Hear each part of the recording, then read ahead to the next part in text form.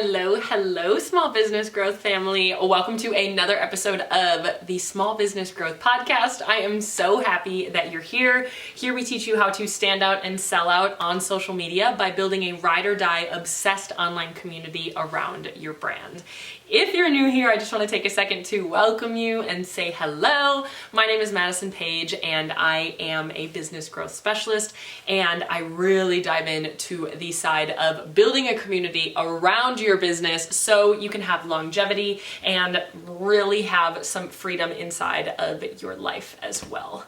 If you are not new here, welcome back, girlfriend. So happy that you're here. Today is a fun kind of quick episode that we're going to dive into the different apps that I recommend you use inside of your business. So a question I get a lot of just like, what does everybody use? What do I recommend? Do I have any options? Do I have any fun different things that you may not know? So we're gonna dive into that today, what I would use it for and why I choose for these apps to be. Probably gonna be pretty quick, but without further ado, if you are new here, make sure that you are subscribing or following. If you didn't know, some really fun announcement is we moved this podcast over to YouTube as well. So you can go and watch it on YouTube so we can actually chat face to face, either when you're getting ready in the morning, when you're sipping your morning coffee, or when you just are trying to learn. Like I said, I kind of like to teach in a fun conversational type of way. We like to call it like sipping coffee with a biz bestie. We're sitting here and we're chatting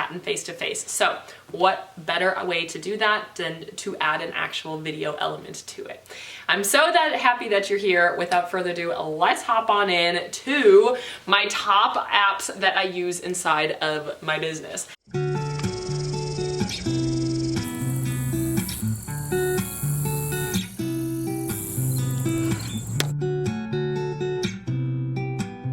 So we're going to talk a little bit more about product-based businesses. If you're looking for service-based businesses, where either you're consulting or your social media management or something like that, you might have some other options out there for you, but this is what I recommend.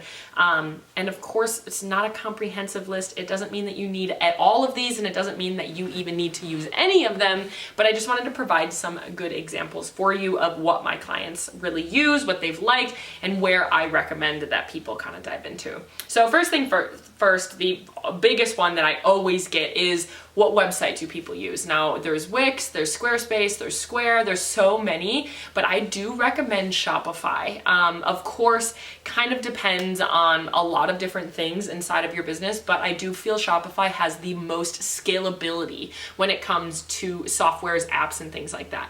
When we're looking at softwares and apps, what we're really looking for is, can you grow with it, or are you just trying to like get it done now? I always recommend having a software that has scalability to it, so you don't have to change softwares later on. Learning a new software, changing softwares over, changing lists, all of that is so time consuming. So starting your business, or if you've already started your business and are looking to kind of just adapt and move some of these options, I always look for scalability and how we can move and grow inside of your business. So I always recommend picking softwares that have a lot of scalability, as well as you have to really make sure that your softwares integrate with each other, because seamless integration really does work a lot better than trying to use a platform that tries to add in automation. Now, there are softwares and different apps and things like that to add automation in. My favorite there is Zapier. It's Zapier.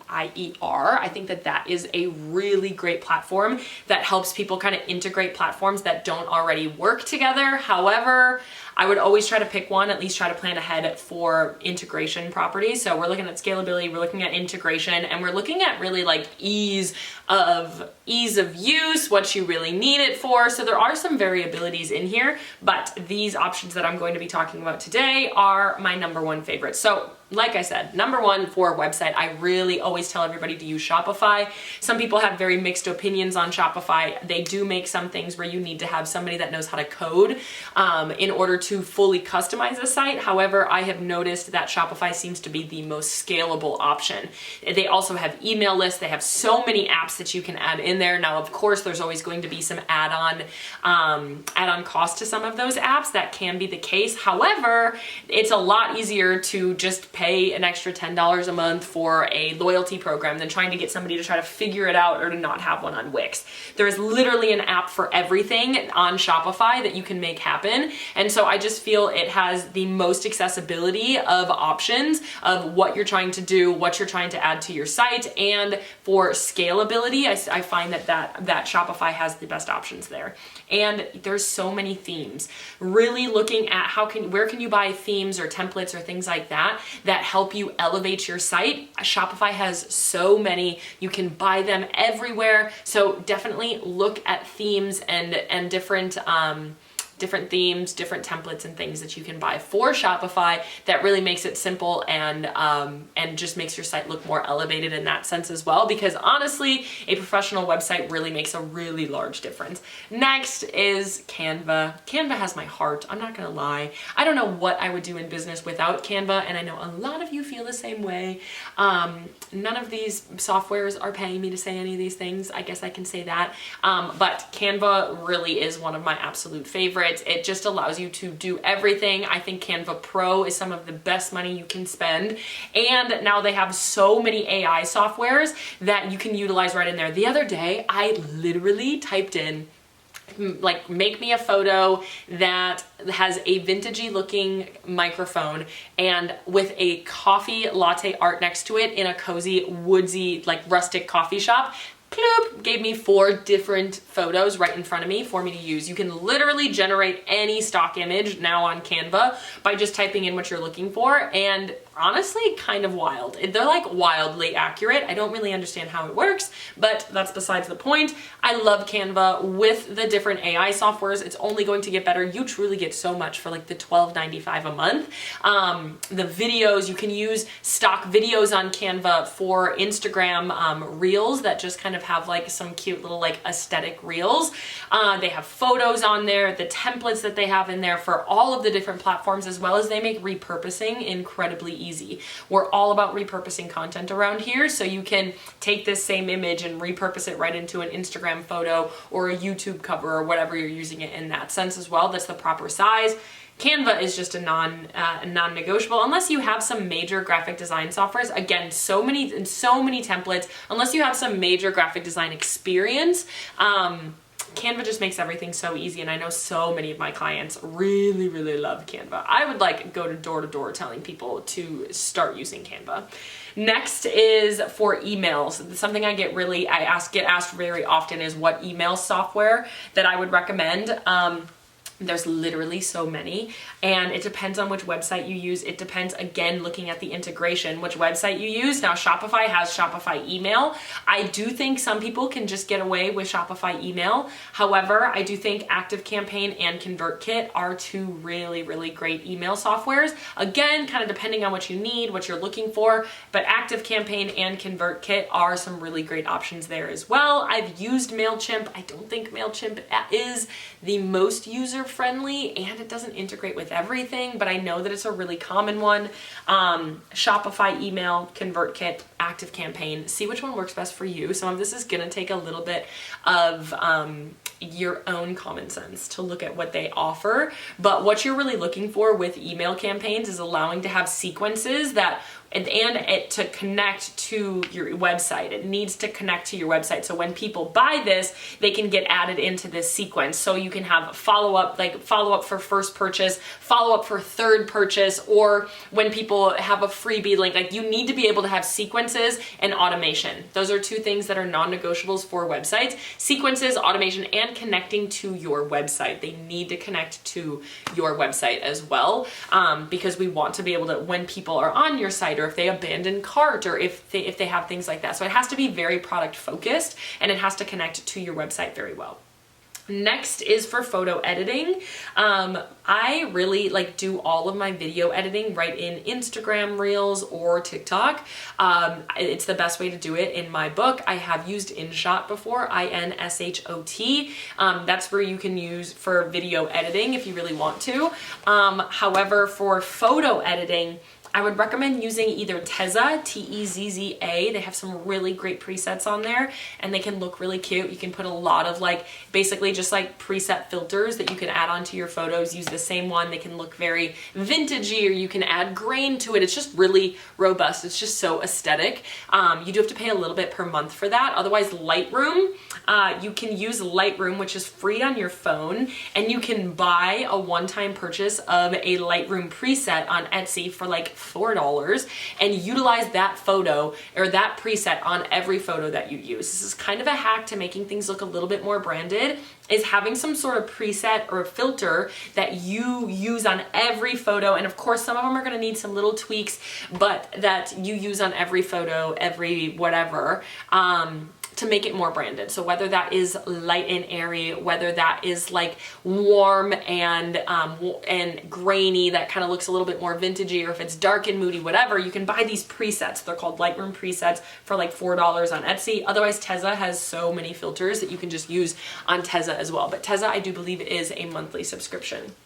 That is where I would edit your photos. You should be editing photos. If you aren't editing your photos, you are missing out on much higher quality looking photos.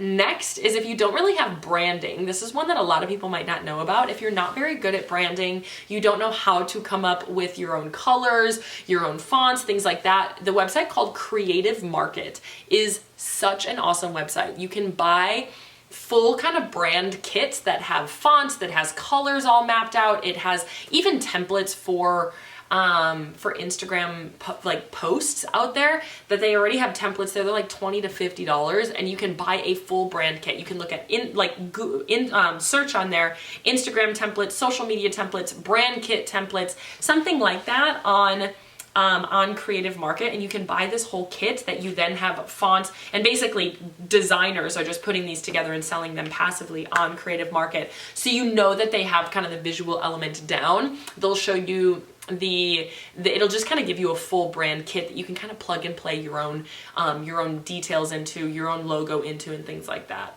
Now, logos are kind of a whole different ball game. I don't recommend having a Canva logo unless you can kind of like piece it together. Some of the Canva logos that are templates, they're just so overdone, and they're really not actually not really quality. They're just not going to be actually, when I talk about small business versus brand, I talk about this a lot. When you are a small business, you use Canva for your, for a logo. When you are a brand, you get somebody else to design a logo for you, because we need it to be memorable and we need it to be unique. When you're building your business for scalability, we want to be able for that logo to be so memorable. Now, if you have design experience and you can kind of piece things together, that's great. Feel free to use Canva, but I wouldn't recommend using just like the plain Canva logos. A lot of times I don't think they look as great unless you can really play around with different things and make them happen. I am a simple logo gal. I don't want you to have a ton of flowers or a ton of like little accessories in there. You can have a decorative logo and then a simple logo and some different options. There's like 5 different types of logos that I would recommend you actually have, where it's a full logo, it's a condensed logo, you have just like a couple of little letter logo, you can have a more visual logo, but they should be able to be memorable. And so that's really what we're going for. You can have people on Upwork or Fiverr do some of those logo designs for you. Those are some softwares that I love for one-time projects that you're trying to hire somebody for. It's called Upwork or Fiverr. Those 2 options, you can type in, okay, I'm looking for somebody to set up my TikTok shop. I'm looking for somebody to code something for my website. And sometimes you can find people that are looking to do those things. You can kind of search through them there. And those are some really great softwares to find people that are just like one-off jobs, some tech specialists and things like that to really help you as well. Diving on a little bit deeper into your business, I love using Google Workspace. It's kind of an easy one, but my entire life is planned in Google Calendars. I just think Google Workspace makes it so easy. I use Google Docs for everything for my client management, but for planning things out and things like that as well. For planning out my content, I really like to use, for my project management software, I use Notion. There's ClickUp, there's Asana, there's Trello. I use Notion. I don't know why, I just kind of liked it better. And a couple of my friends utilized it and I just thought that it was kind of better. And so I utilize Notion. I think Notion is really great.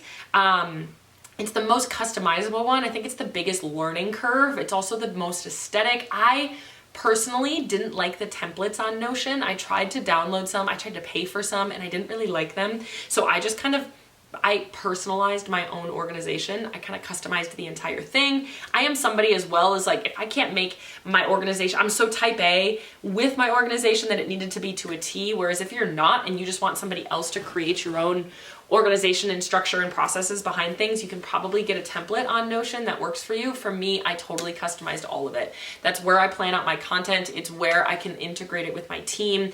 It's also where I can assign things to other people. I also keep track of like my videos. So I plan it all out in there. I have the content plan. And then when it's on batching days, like I'm doing today, batching a podcast, I can go and I can say, okay, here I'm typing in there, I'm planning out my podcast episodes, and then when I record them, I mark them recorded. When I schedule it out, I mark it scheduled out. It's just as my business grows, I think it makes more sense. But in your business, you might be able to just get away with using a platform like Later. Later is great for scheduling content and planning content in there. You just can't like map it out without a visual element. So Later is great to automate your scheduling. But I don't think it's great. It's not like a project management software by any means. It just allows you to schedule out your content, repurpose content. That is the platform I recommend for scheduling content out. The last two, one is just QuickBooks. If you don't use QuickBooks for bookkeeping or your own accounting, I think QuickBooks makes accounting really easy. Basically, you upload your receipts right onto there. So I buy something, scan my receipts, my receipt goes into QuickBooks. It knows, it kind of like tries to check it all out. And especially with AI, I believe that accounting is going to be something that's really easy, as they'll be able to see what is on here. And you kind of type in there, it's like office expense, and it will put it into an actual category for you. It makes your taxes way easier.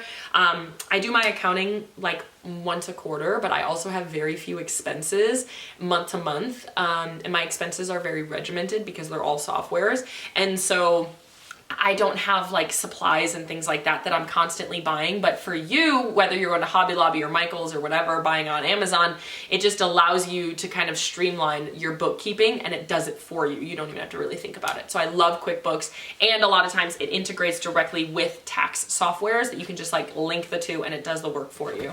My dad's a financial advisor and he also loves QuickBooks. So if that means anything, adds a little authority to my meaning there. And last but not least, ChatGPT. I have been using ChatGPT, and we will do more on AI later. But I use ChatGPT a lot for my business these last couple of months. There's been a couple of AI softwares that I've really been diving into, but ChatGPT, I would say I utilize for keyword research. I'm utilizing for, it'll help me map things out. Sometimes if I'm doing something that playing around with, I don't use ChatGPT for exact wording. I just want to say that in blog posts or in emails, things like that. But if I'm trying to map something out, naming something, keyword research, what people are searching for, things like that, I think ChatGPT is great. You can also utilize ChatGPT to code something simple for you on your website, and then you can put in the custom code and kind of play around with it there, and have a conversation with ChatGPT for coding. If you haven't played around with AI yet, I truly think in 2024, people that don't play with AI are going to get left behind. And so I've really been diving into AI for content repurposing, for keyword research. It is just such a wealth of knowledge that you have to really look into it. So those are some of my softwares. Quick little, let's go through fast-paced here. Shopify is my favorite website. Canva I use for graphic design. ActiveCampaign, ConvertKit, or Shopify email for email campaigns. Tezza or Lightroom for photo editing. I just use Instagram Reels or TikTok for video editing, or InShot, InShot. Creative Market is great for branding or templates or things like that. You can also get social media templates in there that can be really helpful, or a media kit template. So for templates, anything like that. Notion is my favorite project management software. Later is my favorite content scheduling software. QuickBooks for bookkeeping, Google Workspace for calendar, and ChatGPT. The other thing, kind of like An app that I think is just helpful is some sort of timer. Now I just use a timer on my phone, but putting a timer on for like 30 to 50 minutes I think is a really great way to manage your time. And so you just put a timer on and then you're like, okay, I'm not gonna check my phone for the next 50 minutes, or I'm not gonna take a break for the next 50 minutes, and then you take a 10-minute break, start it back over, and kind of keep going from there. These are some of my favorite apps. This is a question I get really often. I think it's just so important for you to really play around with it, build your business for scalability, and mess with some of these apps. I really want to kind of open the door there to asking, to really just behind the scenes, behind the curtain of what I tell a lot of my clients. If you have specific questions, feel free to reach out to me at This Is Madison Page on Instagram. Would love to chat with you. If you're like, hey, you missed an app on something like this, go on to my Instagram at This Is Madison Page and send me a DM. And if you're not following me there, please go ahead and follow me there so I can stalk your profile. We can chat in the DMs, say hello, tell me you're loving the podcast, and let me know what questions you have there. I'm here for you. I love sharing these apps and kind of getting in the behind the scenes, play around with them. I know it's kind of, right now as this is going out, it's in the middle of the holiday season, so maybe once the new year rolls around, making things work a little bit more seamlessly for you. So I hope that that was helpful. Make sure that you subscribe to the podcast or you follow along depending on which platform you are on. It truly can really help you getting the notifications that these new episodes are out. If you didn't know, we are over on YouTube. Make sure that you click the link in the show notes on Apple Podcast or Spotify, and you can subscribe to the YouTube channel. Make sure if you haven't, you can put comments in YouTube, which is so nice. So if you have a comment, I will always respond to your comments. Put your comments out there. Let me know what your favorite apps are, or if you have an app that you would like me to have there as well. I will respond to your comments there. So come hang out with me on Instagram at This Is Madison Page. Make sure you are subscribed. There will be so many new fun things going on in 2024 on the podcast here, and I cannot wait to share them with you. So without further ado, I love you, I'm rooting for you, and I am in your corner always.